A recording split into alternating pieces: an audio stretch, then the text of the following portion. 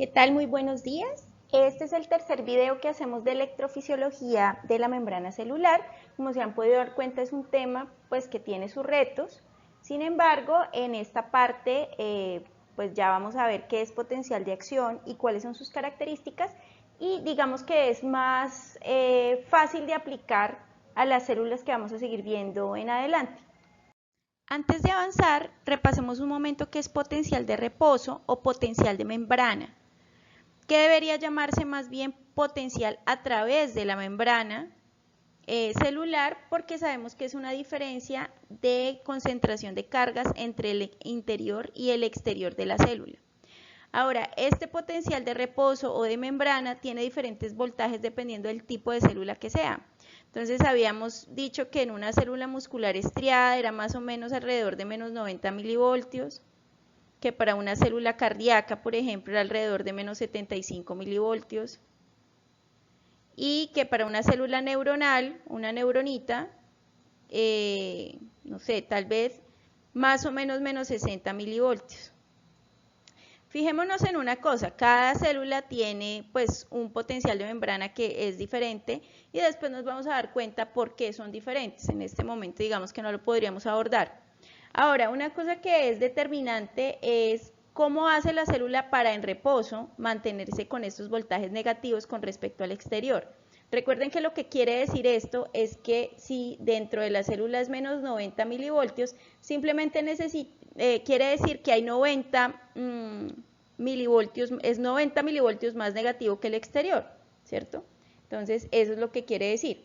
Ahora, una pregunta que nos quedó pendiente en el video pasado fue qué función tiene, o si tiene alguna, la bomba de sodio-potasio TPasa en la creación de este potencial de membrana de reposo. Entonces, lo que ya sabíamos es que las bombas, especialmente la de sodio-potasio TPasa, son electrogénicas, y eso genera una contribución directa al potencial de reposo. ¿Cómo así? Pues si yo en cada vuelta saco 3 iones positivos y entro 2, pues lógicamente voy a dejar un vacío de una carga positiva cada vez, es decir, que voy dejando la célula más negativa, porque siempre, cada vuelta, de forma neta, estoy sacando de la célula una carga positiva. Ahora, esto era lo que no habíamos hablado, la contribución indirecta que tiene la bomba de sodio-potasio TPasa a mantener el potencial de reposo de forma indirecta. ¿Qué pasa?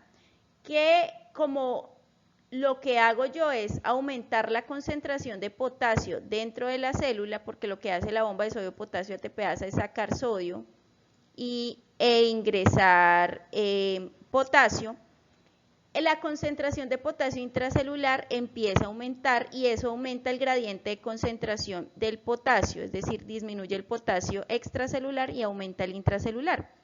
Eso genera un potencial de difusión para el potasio, que ustedes ya saben que es potencial de difusión.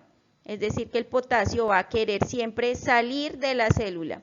Y esas ganas de salir, o ese potencial de difusión de salida, conduce a que el potencial de membrana esté muy cerca del potencial de equilibrio para el potasio. Es decir, que como el potasio le dan ganas de salir, pues eso hace que la célula se vaya volviendo más negativa, manteniendo estos valores. Entonces, el potencial de membrana de reposo depende mucho de la fuga de potasio. Y esa fuga de potasio es posible porque la bomba de sodio-potasio TPasa aumenta la concentración intracelular, y eso hace que más potasio quiera salir porque aumenta su potencial de difusión. Ahora, ¿qué pasa con eso? El potencial de membrana es más parecido al potencial de equilibrio del potasio. Observemos lo siguiente. Nosotros habíamos hecho la cuenta del potencial de equilibrio para una célula para el potasio, era más o menos de menos 95, ¿sí?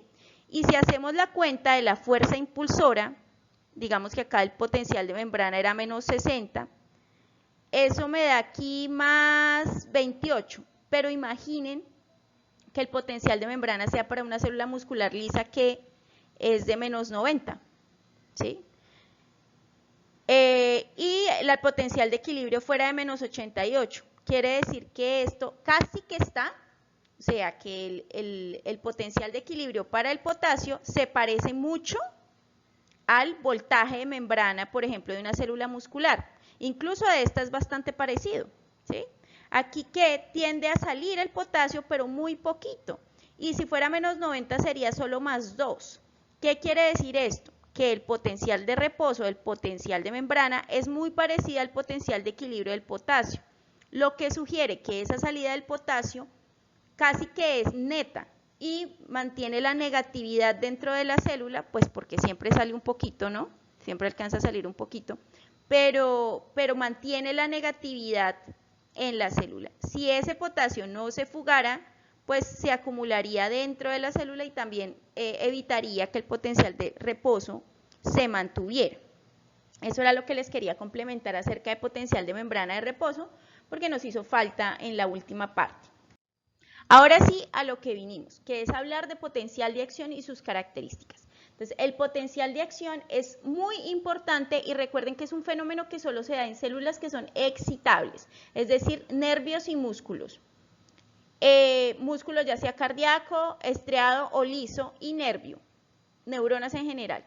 Y básicamente tiene unas partes y consiste en una rápida despolarización, que también le vamos a llamar fase ascendente, que ya les explico qué es, seguida por una fase de repolarización o de vuelta al potencial de reposo de membrana.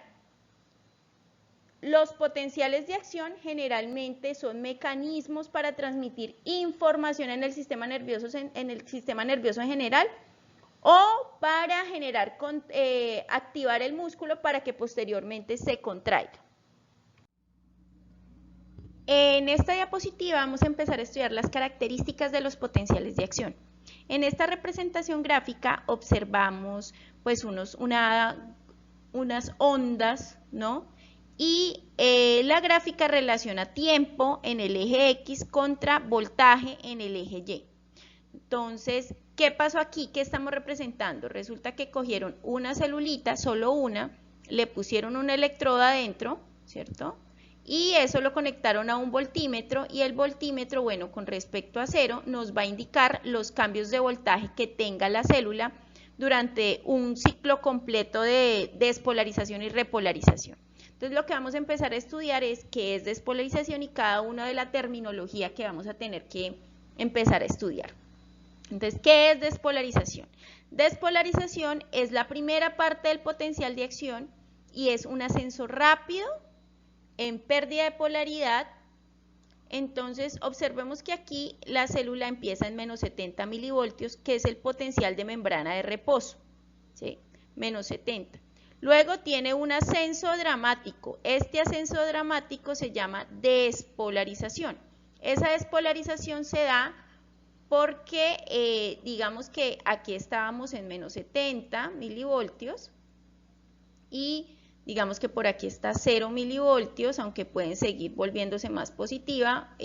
Por aquí tenemos menos 20 como para que se vayan orientando.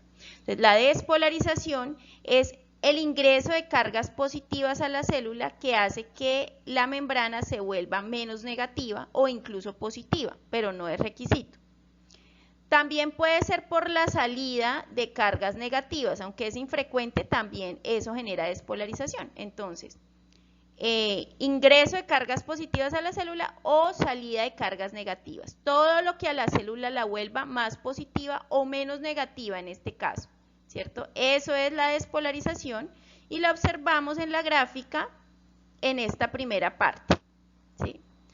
Ahora, porque en esta representación aquí nos hablan de aumento de la conductancia del potasio, del sodio. Si ustedes ven, aquí tenemos la representación punteada de la conductancia al sodio. La conductancia al sodio es la facilidad para conducirlo o para ingresar a la célula. Recuerden que yo les había dicho que cuando la célula está en potencial de reposo, tiene una permeabilidad al sodio aproximadamente sobre el 10%.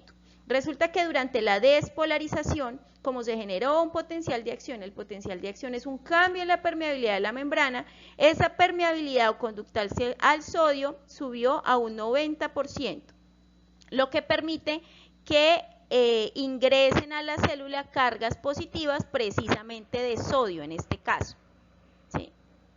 Listo, entonces ahí ya tenemos la despolarización, que es nuestro primer concepto, que ustedes ya saben que es gracias al aumento de la conductancia a iones positivos, en este caso iones de sodio.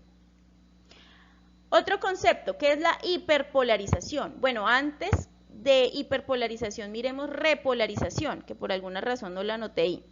Entonces, digamos que este es el potencial de reposo, base de la célula menos 70, y llegó aquí a menos 20 milivoltios cuando se despolarizó. Ahora, ¿qué es repolarizar? Pues volver al punto de partida, es decir, volver a la membrana de reposo, al voltaje de reposo. ¿Cómo se logra esto? Pues como durante la despolarización entraron cargas positivas, para repolarizar algunas cargas positivas deben salir de la célula. Entonces, para poder repolarizar es porque hay una salida masiva de cargas positivas.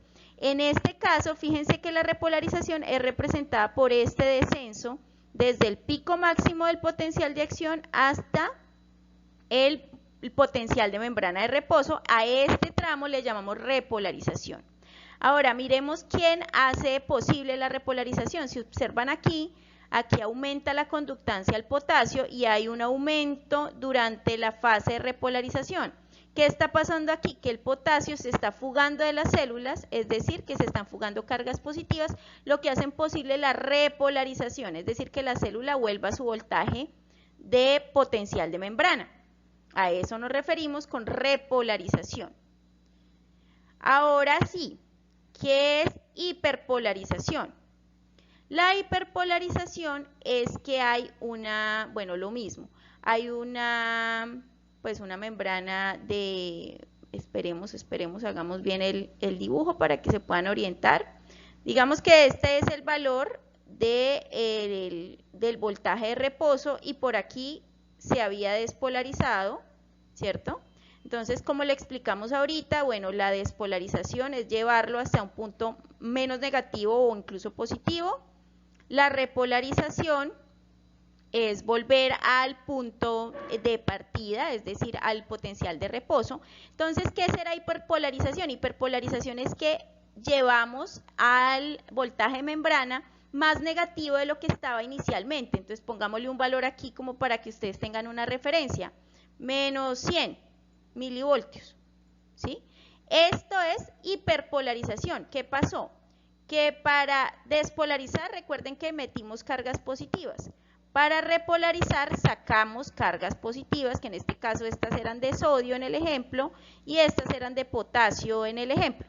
Ahora, para hiperpolarizar resulta que salieron más cargas positivas de las que entraron, entonces me va a generar una hiperpolarización, es decir, que se volvió más negativa de lo que estaba en principio. ¿Cómo se representa eso en la gráfica? Observen que la repolarización iba hasta acá, este periodo, ¿sí? Este voltaje de aquí, que se logró, miren que llegó en el ejemplo a menos 85 milivoltios, se llama hiperpolarización, ¿cierto? Hiperpolarización, que fue ya demasiado. Algunas células tienden a hiperpolarizarse. Luego vemos ejemplos completos cuando vayamos a ver, por ejemplo, cardio, que esas tienden a hiperpolarizarse por ratos. Okay. La otra, de pronto, concepto que necesitamos, especialmente cuando vayan a leer, es corriente de entrada. ¿Qué es corriente de entrada? Las corrientes de entrada, ustedes dirán, ay, pues fácil, una corriente que está entrando a la célula. Pues no. La corriente de entrada es una corriente que despolariza la célula, entonces ya sea una corriente positiva, como la de sodio que entra a la célula y despolariza, o una corriente negativa que sale de la célula que también despolariza. A eso se le llama inward. Como todos estos conceptos están en inglés, a veces la traducción no queda tan bien. Entonces, corriente de entrada realmente es corriente despolarizante. Entonces, toda corriente positiva que ingrese a la célula, pues es despolarizante. Pero toda corriente negativa que salga de la célula también es despolarizante. Entonces, ambas corrientes son una inward. Listo, espero que me hayan entendido eso y si no, pues repítanlo otra vez. Lo otro es corriente de salida, como ya se estarán imaginando, es lo contrario a corriente de entrada. Entonces, la corriente de salida es toda corriente que sea repolarizante o incluso hiperpolarizante. Entonces, por ejemplo, toda salida de cargas positivas puede ser repolarizante, ¿no? Ya lo explicamos, ¿cierto? Porque yo vuelvo la célula más negativa. pero también si yo entro cargas negativas, pues también vuelve la célula más negativa. Entonces las corrientes de salida son todas estas corrientes, tanto de salida como de entrada, que repolarizan la célula, es decir, la vuelven más negativa de lo que estaba. ¿Listo? Y lo encontramos en la literatura como Atwater. Bueno, estudiemos entonces los siguientes conceptos que nos hacen falta. Bueno, repolarización ya lo estudiamos, ¿no? Entonces dijimos que es la fase de descenso del potencial de acción y también y que coincide con el aumento de la conductancia de potasio, es decir, que hay salida de iones positivos, que es lo que hace que la célula vuelva a su potencial de membrana. ¿Qué es sobretiro o overshoot? También lo encuentran en la literatura. Bueno, sobretiro o overshoot es todo aquel voltaje que supera los 0 milivoltios, ¿sí? Entonces, por ejemplo, un potencial de acción puede llegar hasta aquí y ser un potencial de acción. No necesita que la célula pase el 0. Pero cuando lo ha pasado, como ya el voltaje se vuelve positivo, este pedacito de aquí se llama sobretiro o overshoot, también se llama así. Potencial hiperpolarizante o undershoot es este pedacito de acá. Cuando yo les hablé de hiperpolarización, pues ese postpotencial hiperpolarizante se llama undershoot, también lo encuentran así, por ejemplo en su libro guía de Borón, como para que sepan de qué estamos hablando. Y mi favorito, periodo refractario. Entonces, el periodo refractario, aquí se divide en periodo refractario absoluto y periodo refractario relativo. El periodo refractario absoluto quiere decir que, digamos, si llega otro potencial de acción o un impulso eléctrico a querer estimular esta célula que está en este periodo, ¿sí? La célula no es capaz de recibir ese potencial de acción y no se genera un nuevo potencial de acción ni se modifica este que está llevándose a cabo. Eso se llama periodo refractario absoluto, ¿sí? Por último, tenemos el periodo refractario relativo, que es este que tenemos aquí. Durante el periodo refractario relativo, fíjense que ya ha pasado la primera parte y ya ha comenzado la repolarización, ¿sí lo ven acá? Quiere decir que si llega otro impulso eléctrico, puede que la célula arranque otro potencial de acción, por eso se llama relativo.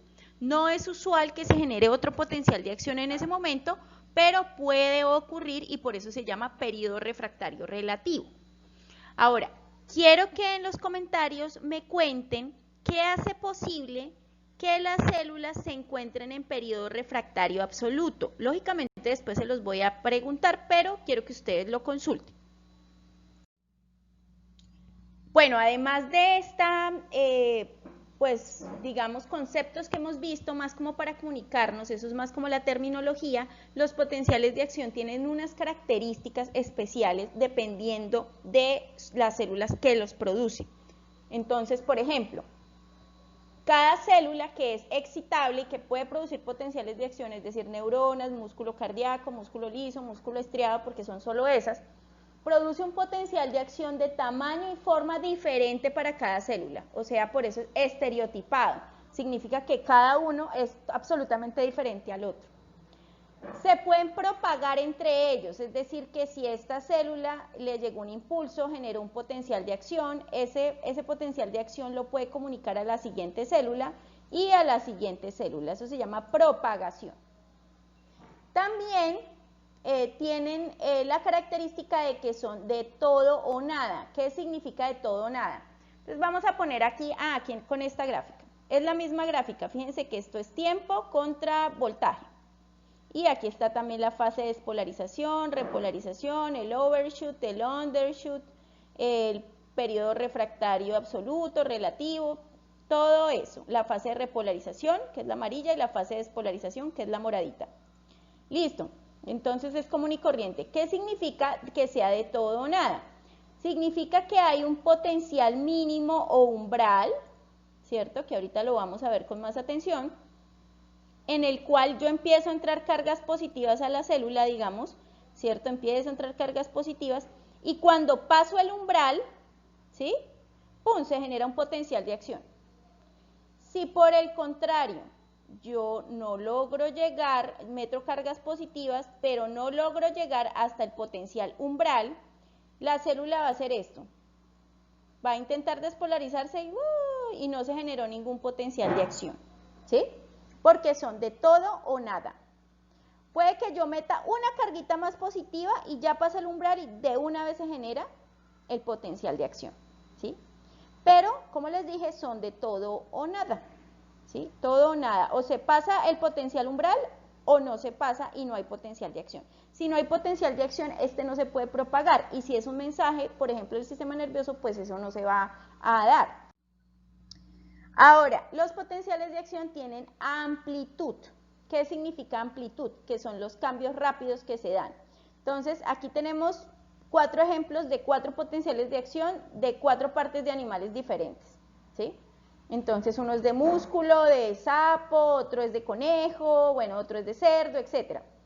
Fíjense que todos son distintos, ¿sí? Y todos tienen una fase de inicio de despolarización que es diferente. Entre más recta sea, significa que que la despolarización se da más rápido. Entonces, comparemos este, por ejemplo, con este. Fíjense que le tomó un montón de tiempo despolarizarse. Aquí están entrando cargas positivas, aquí entraron cargas positivas mucho más rápido. Este tiene mayor amplitud que este, por ejemplo, ¿sí? Entonces, esa es una característica, la amplitud, que es la velocidad con la que se genera la despolarización. Bueno, el otro concepto que tenemos que revisar es el umbral, el potencial umbral. El potencial umbral es el potencial mínimo al cual necesito llegar para poder generar un potencial de acción, que ya se los había explicado con lo de todo o nada. Entonces, por ejemplo, digamos que en este potencial de acción, el potencial de reposo de membrana sea menos 90 milivoltios y el potencial umbral sea menos 60, digamos. Quiere decir que yo tengo que meter cargas positivas a esa célula hasta que pase los menos 60 para poder generar el potencial de acción. Si me quedan 59, pues todo o nada, es decir, no se va a dar potencial de acción. Eso es el potencial umbral. Cada célula tiene un potencial umbral diferente, o sea, cada célula excitable.